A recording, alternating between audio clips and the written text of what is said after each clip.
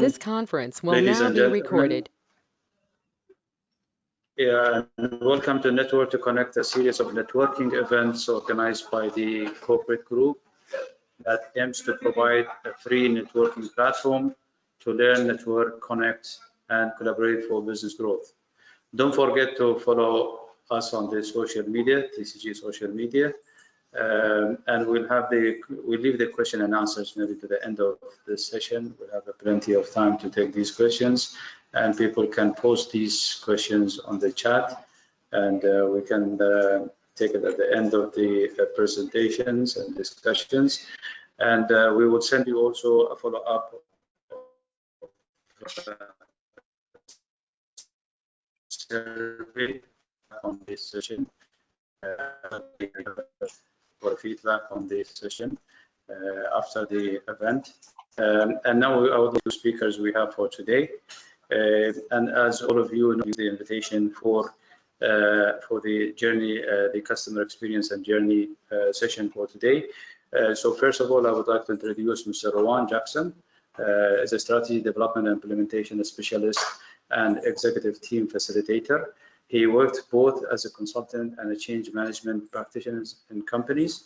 Rowan has two careers, the first 20 years in his Royal Marines, where after serving in a commando units, he spent 2 years in the royal household.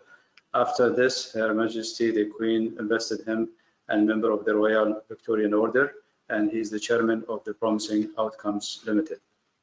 And the second speaker for today, we've got Paul James, is the owner and managing director of Exponential Marketing Management LLC, and has been based in Dubai since 2012, working with local and international businesses such as customers, Dubai World Trade Center,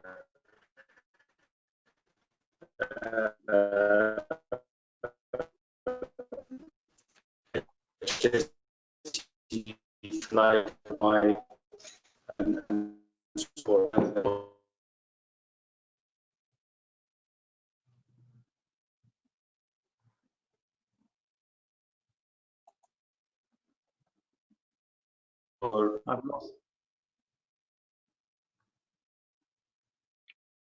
I've lost the sound.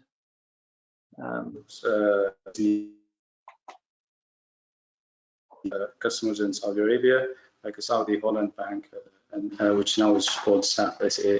He has helped leaders and for previously based in Europe and overseas. So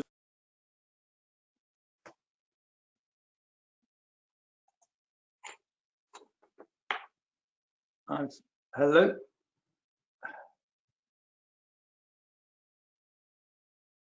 Yes, Rowan, we can hear you. You can start. Okay, good. I'm afraid I can't hear what you're saying or what other people are saying. So I'll make a start anyway, and somehow we're trying to find a way through this.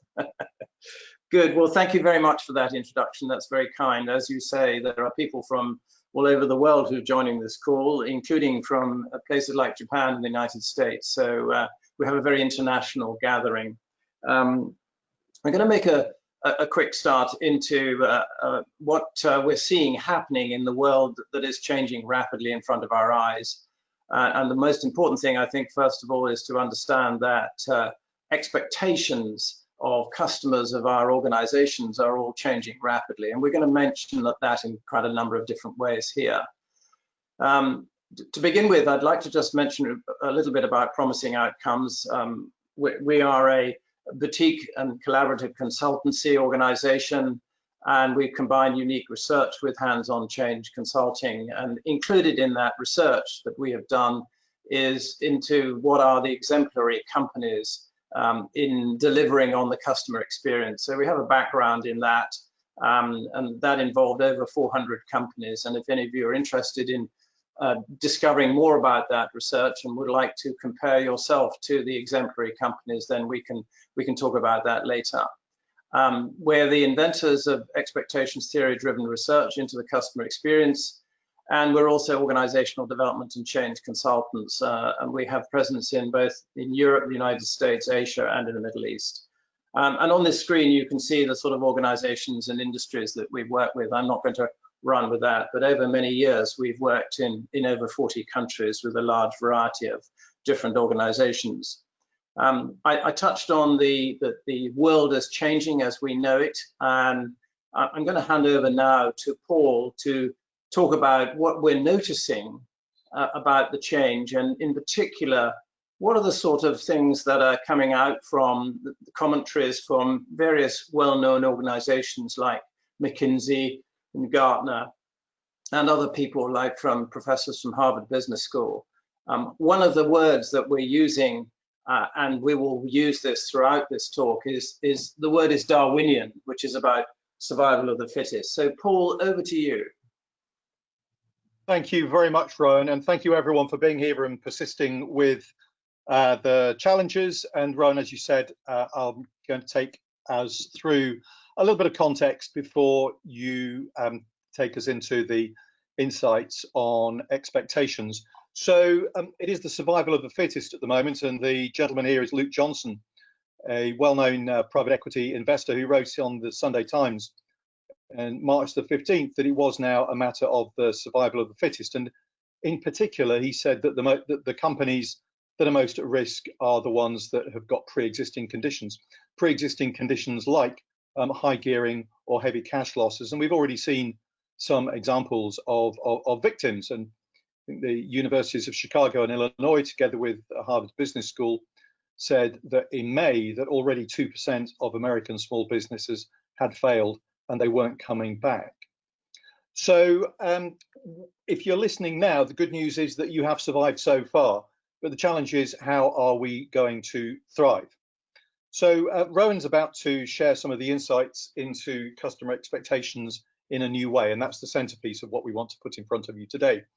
But first of all, we just wanted to share very briefly some research that has been conducted in the last 2 months. And it isn't all bad news, because the good news is that while survival of the fittest is a mantra of survival, the key message behind Darwinianism is that those who adapt will find opportunity to perpetuate themselves. And that's a message that's been reiterated by McKinsey. So the challenge is for you, how fast are you adapting? How fast are you adapting to the opportunities that are going to present themselves in 2021 and 2022? Because rapid change brings huge opportunity. So are you adapting fast enough? Well, the answer to that question from 3 in 4 businesses appears to be no, because other research suggests that 77% of organizations are unprepared to win in the new world of work, and they're in very different states of readiness. And we're just going to explore some of the factors behind that. In particular, what's lacking? Well, the key ingredient, according to the research, says that those who are in good shape are those who have invested in an organizational digital mindset, and those who are not in such good shape and are vulnerable to those pre-existing conditions have not invested in an organizational digital mindset. So an opportunity to use the chat. I want to ask you, of those 3 words, which do you think is the most important? So an opportunity to be able to think about that one and put your answers into the chat now. I'm not sure whether I'm going to see access to the chat. It looks like I am. So Nigel thinks mindset. Anybody else want to give a thought on which is the priority between those? So we're getting quite a lot of mindset coming in, and yes, nearly everyone's saying mindset. We're getting gratifying unanimity, which is great news, because if we moved on, I can't get onto the chat bit, so I'm going to pitch in and say it's the organisation is the most important thing. Okay, and you know, I guess that in any kind of any combination, everything has their part to play. You perhaps won't be surprised to learn that we are going to put particular emphasis today on mindset. And obviously the technicality and the technology of digitalization is important. The organization and the cultural context is also important. But we do particularly want to focus on the mindset today. And it's kind of all in your head. And so the next question that I want to ask is, whose responsibility is setting that mindset? And without taking us through an extensive chat, certainly powerful minds at the Harvard Business School say that this is a CEO level topic. So if you're a CEO, this is for you. If you're not, it's something that we should be bringing to the attention of the CEOs in our organizations and in our clients. So organizational digital mindset is critical. It's a CEO issue. And what we're finding is that there are currently three types of organization. And the first kind of organization that we're seeing at the moment has the qualities of an ostrich, burying its head in the sand and kind of hoping that it will pass over. And I think we've all heard a lot of remarks which betray that ostrich-like mentality, that things will blow over and we'll get back to normal.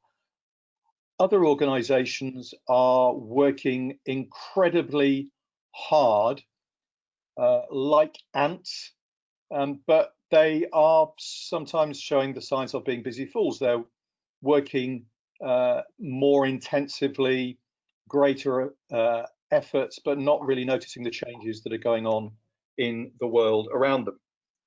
And the organisation, Paul, that's an environment where we're seeing a lack of leadership in particular. Indeed, and the organisations where we are seeing leadership and where we are seeing hope and optimism are the ones where we're seeing focused and determined rainmakers who are really looking to take advantage of the storm. So we're looking for ways in which we can help organisations to guide themselves into that space. So you might want to think about the businesses that you're seeing, which categories do they fall into? Well, it's certainly true that not all are going to survive, and more of the research emphasizes that point. So in terms of surviving or thriving, we're finding that mindset is critical, and in I think the key thing to take away here is that while many companies and some industries won't survive, others will thrive. But the good news is that you get to choose. It's an opportunity now for you to choose which camp you fall in, and expert speakers are saying that. And so hopefully today will be an opportunity to make a wise choice. Digitalization offers opportunities, but it also offers challenges. And we just wanted to share with you some data which we thought was particularly important. Smartsheet reports that 68% of organizations are saying that there are just too many distractions, and in some ways the ease of communication that's created by digitalization is creating its own problems. People are becoming overwhelmed. Another type of challenge is not having the right tools available, or not having enough tools and processes to be able to redesign business processes. And another category of challenge is just not having the right mix of tools to build the kind of business that's going to be needed for the future.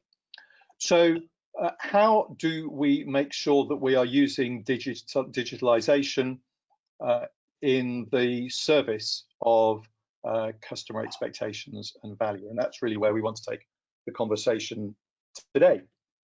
Rowan, can I have the next slide, please? Thank you. So needs and expectations. This is my favorite slide out of all of the research.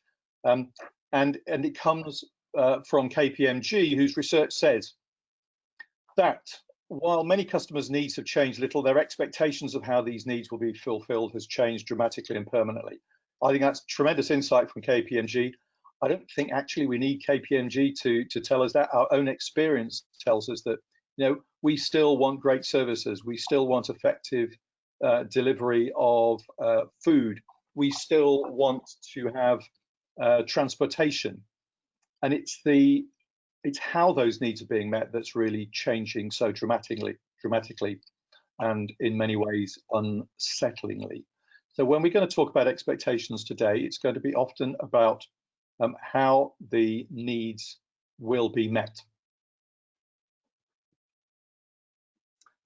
It's almost superfluous to talk now about digital transformation in any way other than that it is part of the economic oxygen. It's not a bolt-on. It is not an option.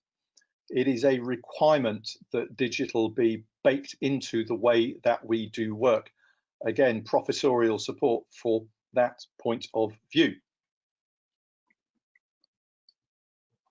Rowan, I don't know whether you want to add anything to that, or shall we move on to the... No, it's interesting how one of the things we're seeing is the catch-up game being played by a lot of organizations who are now beginning to realize that their customer experience is suboptimal, and that they have a need to improve the digital aspects of the customer experience really very rapidly indeed. And in this morning, a conversation with another organization, one of the things that they've realized is that they are very far behind the curve on this compared to their competitors, and therefore the amount of effort, energy, and particularly investment they need to make is really very fundamental. And the word that's coming up from them in the research that they've done is accelerate. And I'm going to come back to that. Thank you. And as part of that customer experience, selling is an integral part of it. Virtual selling is essential from now on, whether that's in a B2B or a B2C environment. So virtual selling, part of the environment as well. And unfortunately, so just give you an example of that. Again, yesterday we're talking to a pharmaceutical business, and one of their lines of business has gone completely virtual, but in terms of their selling activities, but another part of the same company has not done so, and the salespeople are still working in a face-to-face environment, which actually no longer exists for them to be able to do that. So there's some really interesting dynamics happening even within one company. Yeah. And thinking about the skills that are needed for people to work within that environment, many people are lacking the digital skills, not necessarily, not primarily even in terms of the technology, but to be able to fit the mindset and the culture of what a digital organization is. So that transformation is sometimes failing because of a want of digital skills amongst people, resources, and structure. So really that leads us to our main point today, which is around the pivotal role of customers and customer expectations. So we're living in uncertain times. We hear a lot about agility and the many different angles and perspectives that brings, but the main point about agility is that it is a response to uncertainty, to ambiguity, and it's a platform for us to move fast and to adapt in that Darwinian way that is going to give us the opportunities that lie ahead.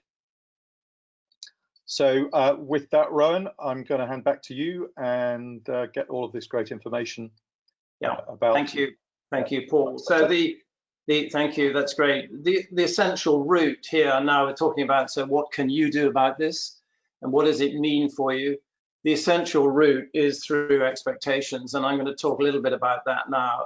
So do you have understanding of expectations that is necessary to drive the sort of improvements in your customer experience that your customers are seeking? And let me start by saying one thing about expectations. We very often hear senior leaders in organizations say that their goal is to meet their customers' expectations, or sometimes even to exceed them.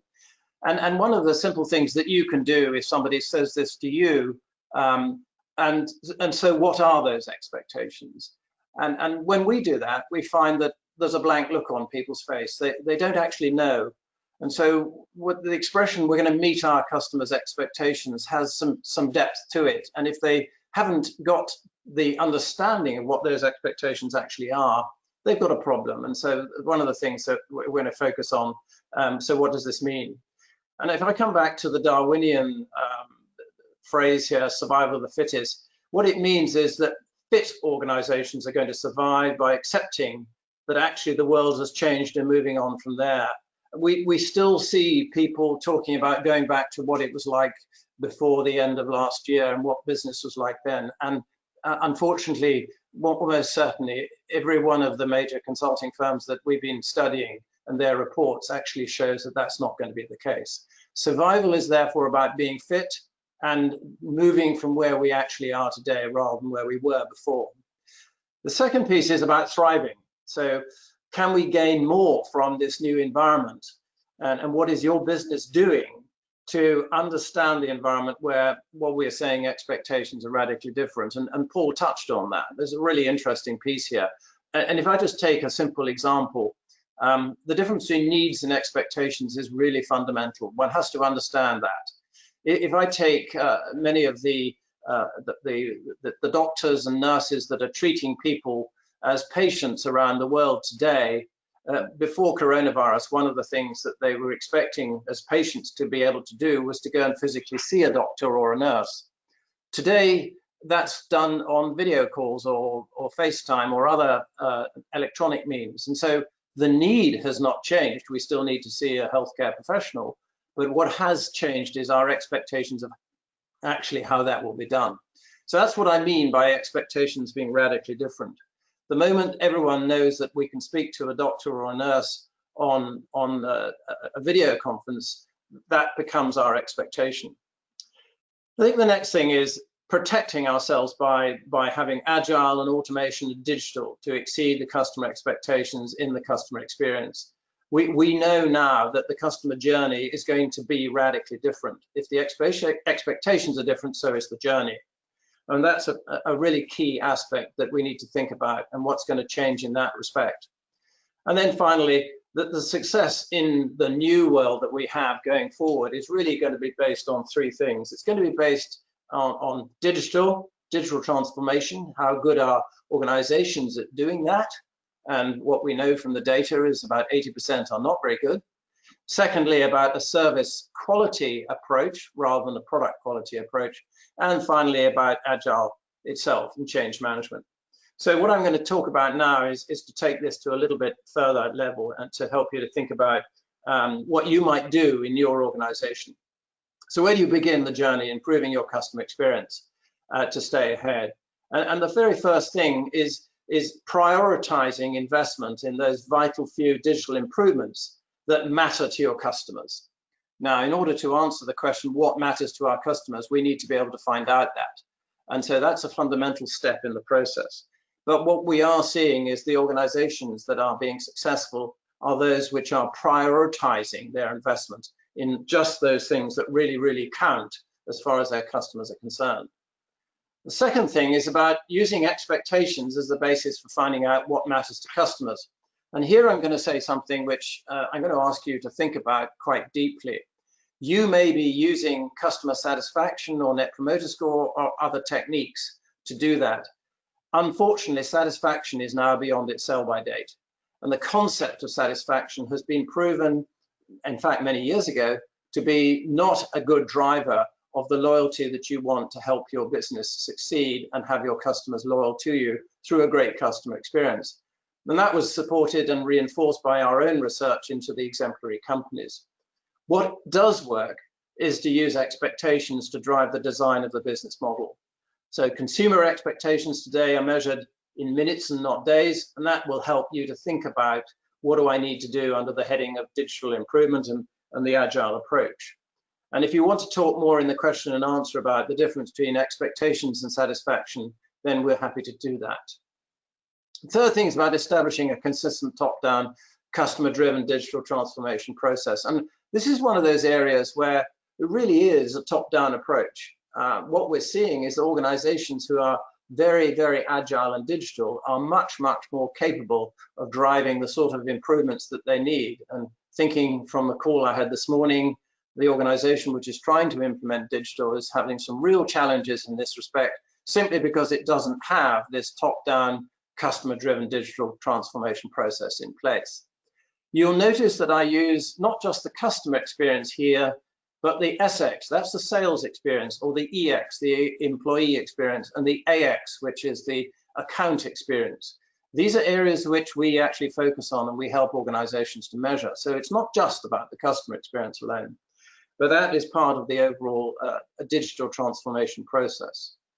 Focusing on investing heavily in data architecture. So more on the service quality data than on product and price data. And that's the thing I'm going to come back to. You can improve the customer experience service by digitizing any operational bottlenecks. And you need data from your customers to identify exactly where those bottlenecks exist. And then finally, as I mentioned a moment ago, accelerate.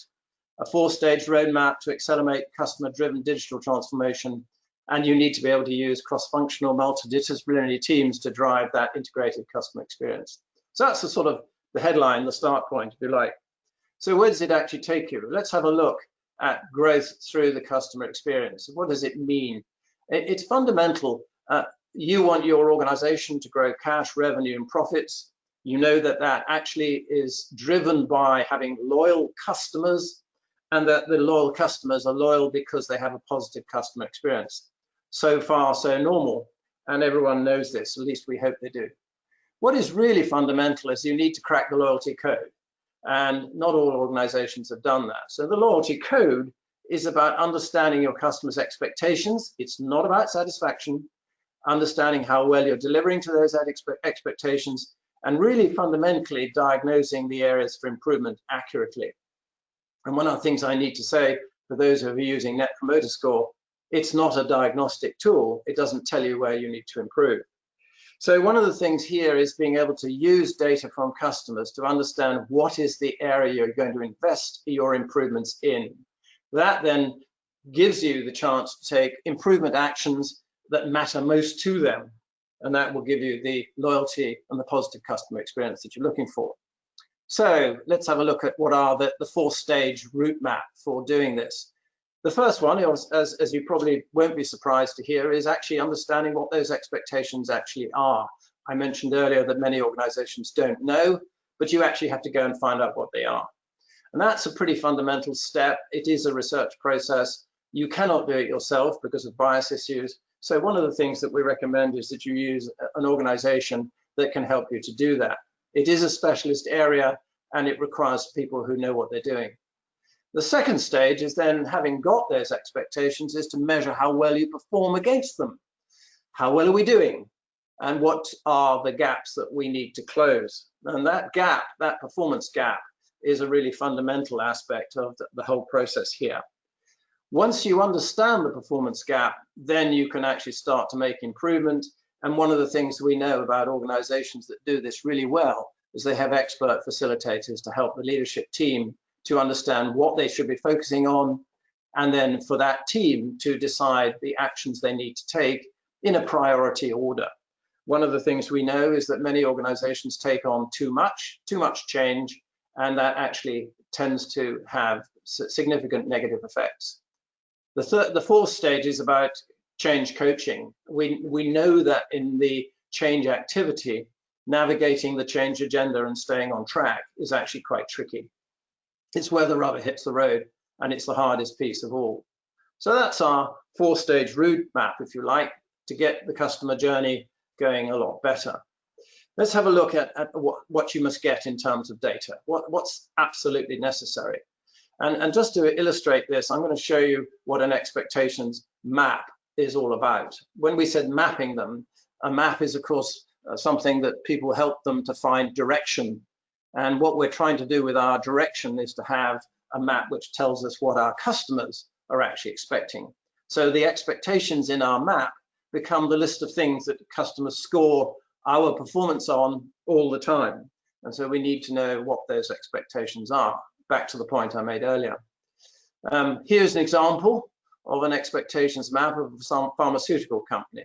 And you'll notice that there are 3 predominantly important areas: product quality, cost, and service quality.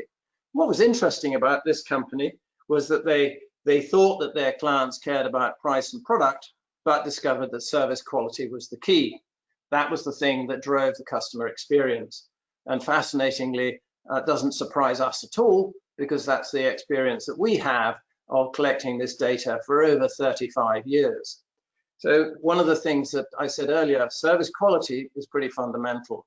And those organizations where the sales force are, as it was with this case, pushing product all the time, find themselves losing out to those organizations which had better service quality. And not only can you map the expectations of a company, you can map them of a sales force. And this is an example of sales expectations, as I mentioned, the SX. And what is important about this, as you notice, the map is different, but each of these expectations are things that their customers have said they expect of an ideal world.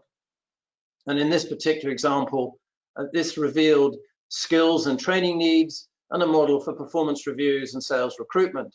And just to give you one example, we've had one organization where the expectations revealed a specific quality in their salespeople which they weren't recruiting for. As soon as they started recruiting salespeople with this particular quality and experience, sales went up 10%.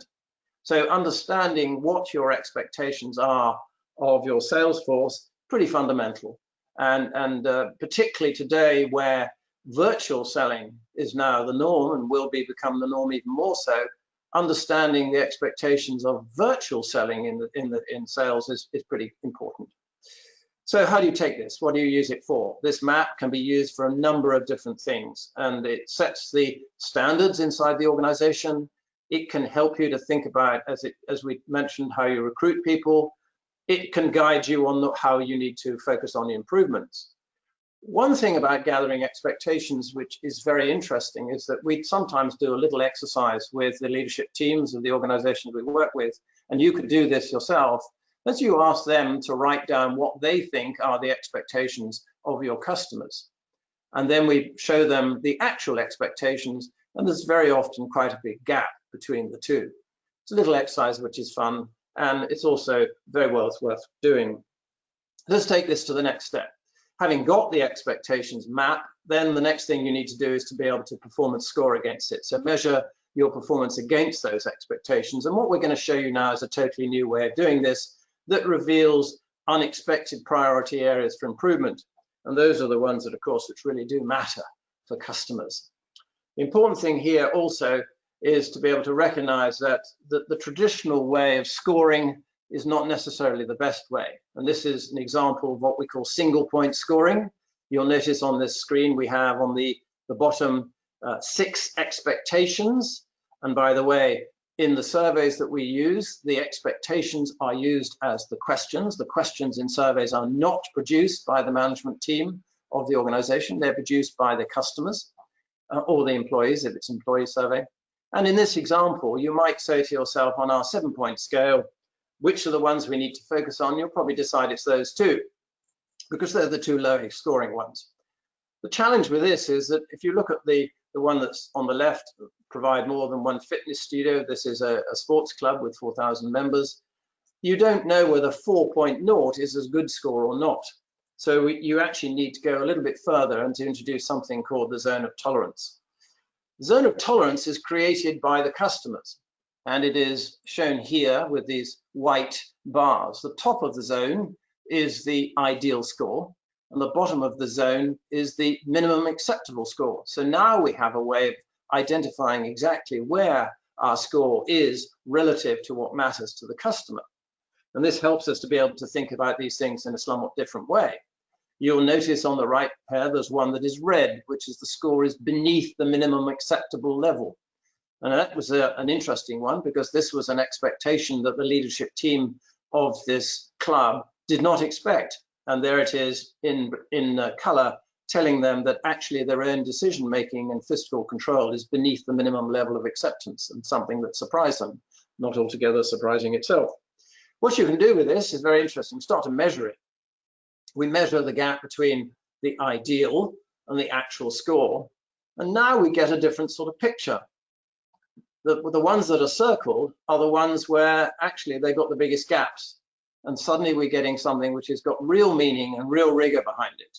And it helps us hugely to understand not only what is the score within the customer's range of acceptable performance, but also it identifies the biggest performance versus expectations gaps. That creates the best returns. This is the investment you make, often different from the lowest scoring areas.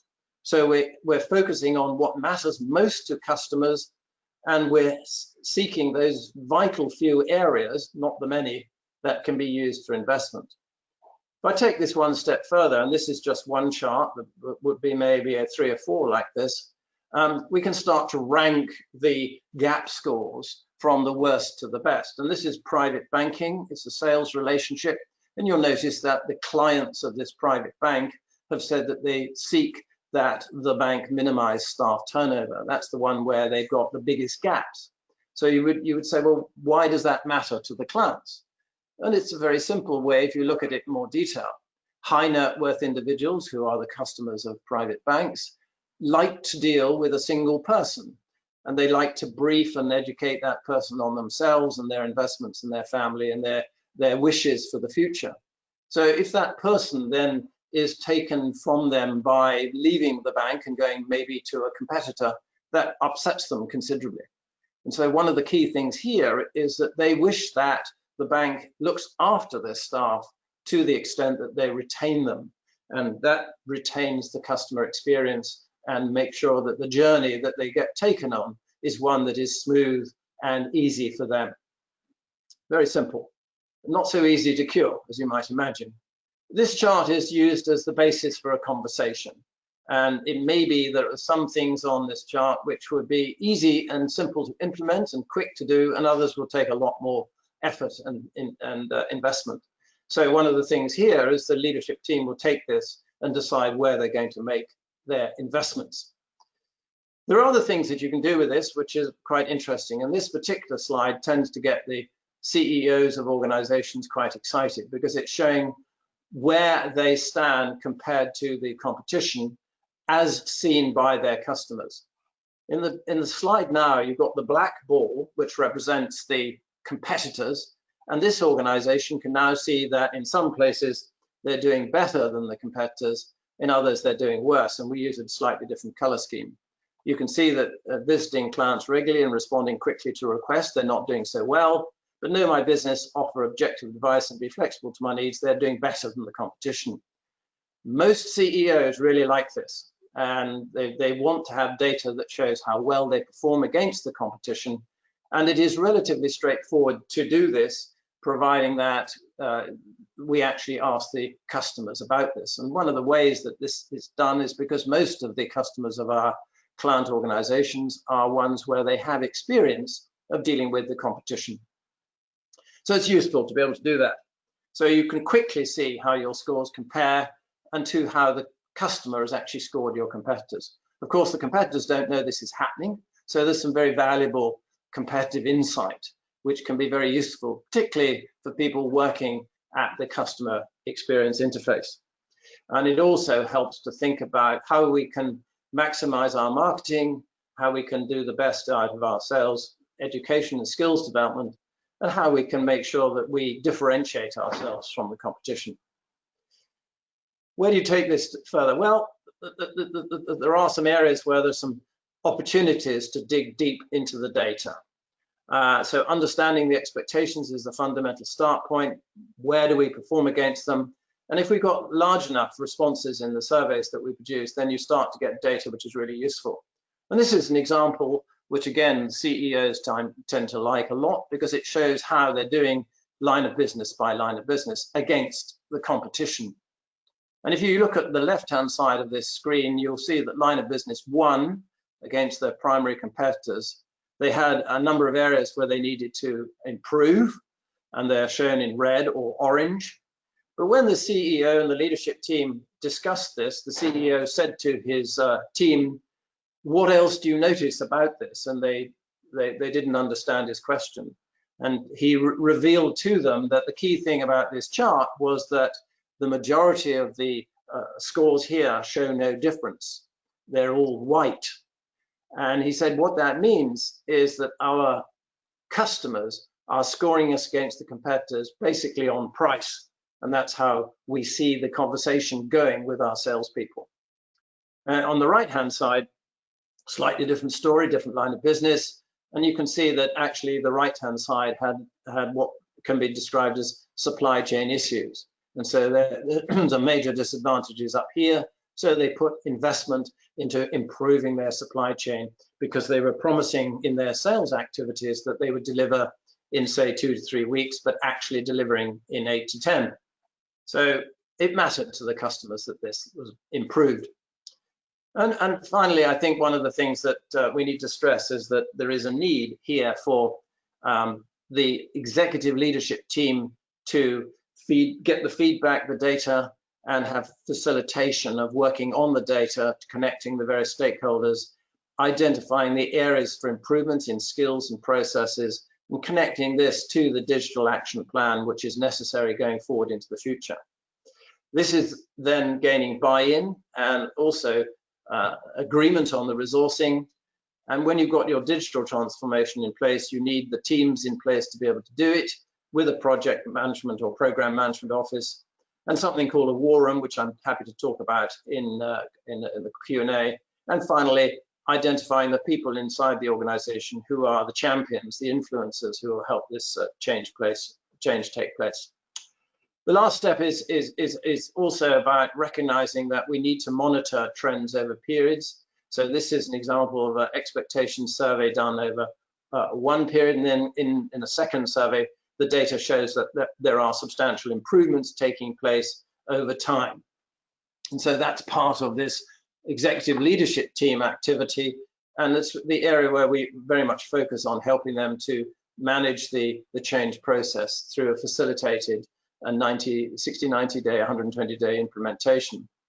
Program managers are important, and one of the things we can talk about is the role of them, and focusing on the vital few things that they need to do, navigating obstacles and the roadblocks, and developing some change leadership skills and actually some courage to be able to take on and do these things. There is a need for an integrated network of coordinated teams, and if you don't have that, that's something which is quite straightforward to build, and to create those change champions I was mentioning earlier on.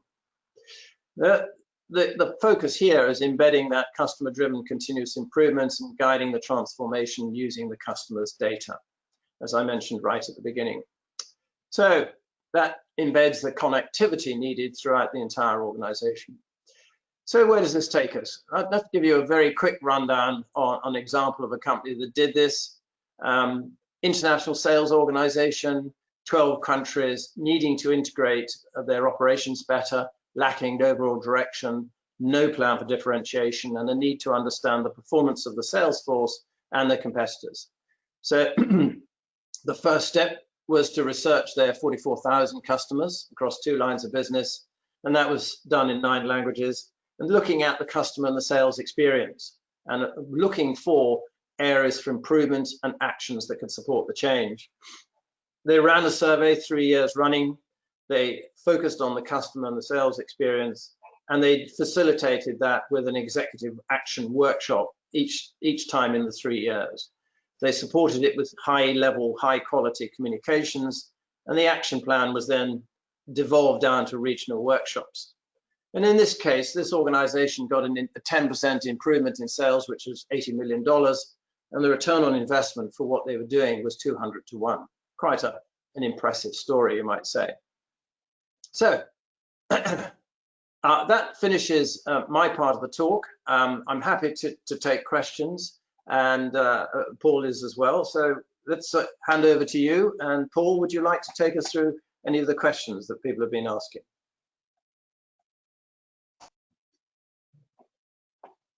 You're muted, Paul.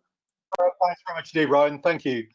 And perfect timing as we wrap up. We've got about 8 to 10 minutes for questions. There have been, Adel, I don't know, do you want to pass on any questions that you may have or may have formulated? We've got several from the participants, and I can start with those if you wish. Well, we've got a couple of questions here. So yeah, we have 10 minutes to cover these ones.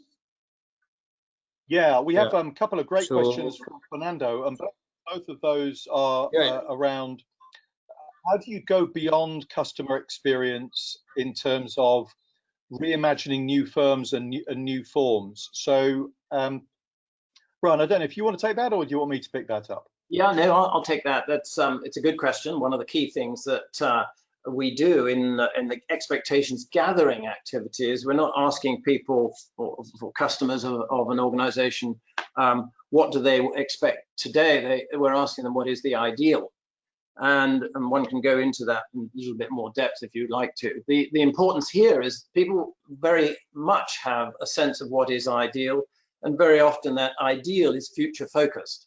So we are able to think and help them to understand what the future might be if they ask the question in the right way, and that is the critical piece. It's, you know, it's the way you phrase the question that matters. Yeah, and I'm getting from Fernando's question that he's very engaged about the idea of the theoretical form of firms, and I'm reminded of that old phrase, form follows function. Yeah. And I suppose function is our understanding of what customer expectations are, an absolutely fascinating time to see new forms of business being created, new business processes, social enterprises. But I suppose my thoughts on that is form follows function. You know, our businesses are there to serve the needs and inherent expectations of our customers. Absolutely. Victor wanted to know what tools are out there. Yeah. I'll just add to that. I think you know, what we've been reading from the likes of McKinsey and Gartner is that is absolutely the case, and that the form and structure of organizations is being changed by the digital transformation. And one of the key things here is that, you know, there will be organizations who close down some functions because they're becoming automated, and they open up new functions which are related to that automation and digital approach. So yes, the organizational structure almost certainly will be changing and will need to change. And one of the key things about expectations maps is that it'll help you to decide what the organizational structure actually should be. Yeah, and I just want to briefly echo what you said earlier about the employee experience. This is not just about the customer experience. And one of the things that is subject dear to my heart that I think is going to change a lot in terms of the kinds of new firms that we get is the employee brand, or the employer brand, and the experience that employees have whilst working for that firm. That too, I think, is going to have a big impact on the way that firms develop. Victor wanted to know what tools are out there to capture such data and report on them. And it may well be that since he asked that question, I think it might have been partially answered by some of the data that you've taken us through.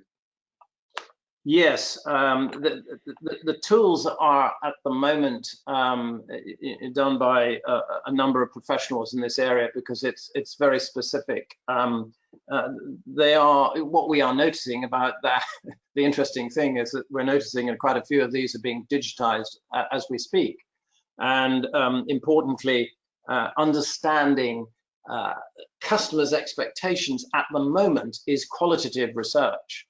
And so there are not many methods that we are aware of, and we've been looking for some years, that actually have a specific tool for carrying out this in an automated way. It is actually essentially at the moment a manual process.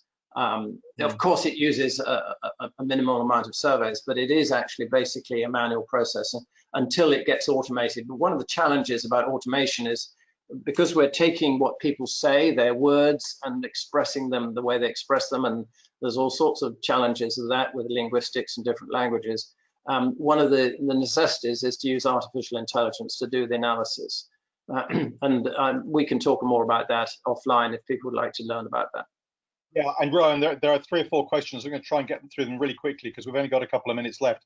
Okay. Adel is saying, as expectations constantly change for customers, what is the best practice by businesses to constantly gauge it on a large scale with low investment? And Warren is also asking about how often do you monitor? Should it be annually? Yeah. Okay, well, this is a really good one. And yes, what we know after 30 years of doing with this, that actually what does not change very quickly, other than in this sort of coronavirus environment, are the expectations themselves. What we will see is once this COVID-19 problem is passed, then one of the things we'll see expectations settling down, and they don't change that quickly. However, What does change, and changes very often quite fast, is the zone of tolerance. Now, that's the thing that people should be measuring on a regular basis. And our suggestion is that this is, it depends on the industry that the company's in, but it should actually be done on a pretty regular basis, sort of probably every 6 months or so. It depends on the industry, but it could be longer. Yeah, changing so much at the moment. I'm just going to squeeze one quick question in, and then I think we're done. Richard is asking, how do you, with a changing environment with remote service delivery becoming the norm, how do you map customer preferences for delivery methods? And I suppose we were already seeing a lot of that pre-COVID with different ways of delivering to customers. Also, how do you measure the preferences for tone and style of communication? I'm thinking that might be a whole other webinar, but any thoughts on that right now? Yeah, I think that's true. It might be another webinar. But actually, let me explain a couple of things. Once, if you take an example like a financial services business, like a private bank that we showed an example for, one of the great things that you can do with an expectations map is the individuals who are working in the sales or customer relationship area can take that and have conversations on the phone with Zoom and so forth directly with customers and ask them for specifics which are related to that tone and style. And that actually is a terrific conversation for a sales or a relationship manager or a customer service person to have with a customer. So how would you like it? When did you like it? What would be your time scale? If you're talking about responsiveness, what is a good response time scale for you and what is not? And those vary from individual customers. So this is the opportunity, is taking the map and using it in a manner which it is intended to do. Okay, Rowan, thank you very much. I suspect we're up to time, are we, Adil? Yeah. Thank you, Paul, and thank Rowan for joining us today and being the guest speaker. I think we had a very important topics today to discuss about the customer experience, customer expectation, customer satisfaction, and more importantly, today everybody talks about the digital customer experience and the tools that are required. So with that, this session, and our next upcoming event in September would be on franchise. So please follow us on the social media, and we'll send an update on that upcoming event. And thanks for everybody joining today, and have a wonderful day or night wherever you are. Thank you very much. Thank you. To you and to Anand and everybody at CBS. Thank you so much. Thank you very much. Bye-bye then. Thanks. Bye-bye.